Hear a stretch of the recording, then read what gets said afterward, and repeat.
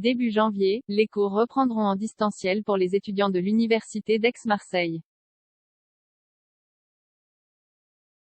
Ils craignent une dévalorisation de leur diplôme suite à cette mesure. Pour autant, les examens auront lieu en présentiel, ce qui suscite également quelques inquiétudes. Fini les réveils matinaux pour sauter dans le bus. Début janvier, à la rentrée, les cours reprendront en distanciel pour les étudiants, a annoncé Éric Berton, président de l'Université d'Aix-Marseille. Ça bouleverse mon organisation et c'est totalement différent que d'avoir un prof devant soi qui capte notre attention, regrette Lola, étudiante en sociologie. Le retour en distanciel signifie aussi des problèmes techniques pour Alexandre. Ma connexion internet n'est pas efficace. L'année dernière elle se coupait et je loupais chaque fois la moitié de mes cours. Globalement, dans les couloirs du site de Saint-Charles, cette annonce ravive des mauvais souvenirs, une routine casanière qui s'instaure et le sentiment d'être isolé. Un sentiment croissant comme l'a montré tout récemment une étude de la Fondation de France. J'espère que ce ne sera pas une nouvelle année blanche. Ce passage en distanciel est la garantie d'une tenue en présentiel des examens, assure Éric Berton. Le but de la manœuvre est d'éviter un brassage massif des étudiants sur les campus avant les partiels. Pour Cédric Bottero de la CGT Enseignement Supérieur, cette décision serait l'aveu du manque de moyens dont l'université dispose.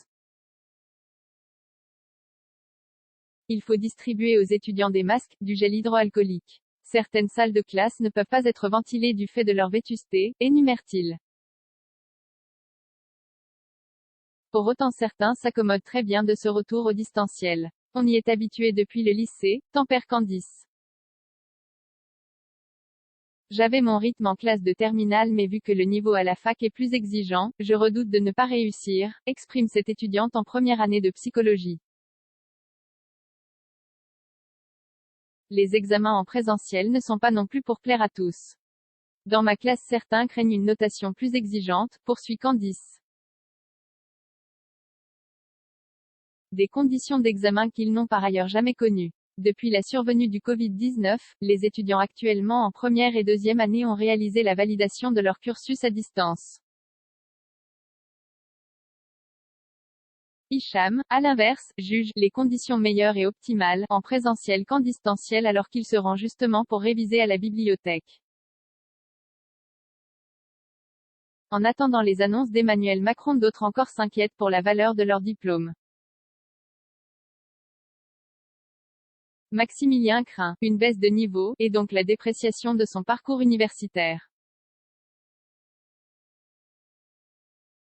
Les étudiants en master s'interrogent aussi au sujet de leur stage de validation de fin d'études, bien que l'administration assure qu'ils pourront se faire.